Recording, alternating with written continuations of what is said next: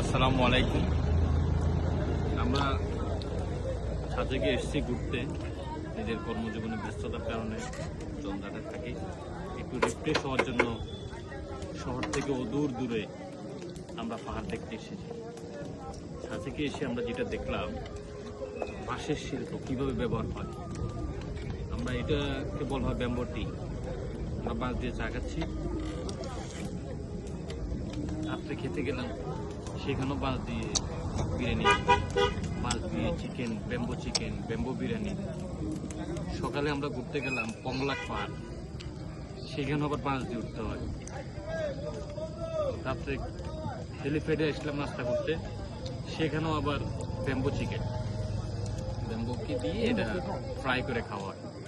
বাঁশের যে এত ব্যবহার, সাজেকে আরো একটা থাকবো, আর কতভাবে যে বাঁশ খেতে হবে আমাদেরকে, এটাই আমি এবং সাইফুল দুই বন্ধু মিলে কল্পনা করতেছি। আর বাঁশের ব্যবহারটা কতভাবে হয় তাও দেখতেছি। সবাই আসবেন, যাদের বাঁশ খেতে ইচ্ছে করে। প্রচুর বাঁশ খেতে হবে লাইফে, যারা বাঁশ খেতে ইচ্ছুক সবাই ছাদেকে চলে আসবেন। অসংখ্য অসংখ্য ধন্যবাদ, অসংখ্য ধন্যবাদ আমাদের মনির হোসেন ভাই বিশেষ সাক্ষাৎকার নেওয়ার জন্য। ধন্যবাদ।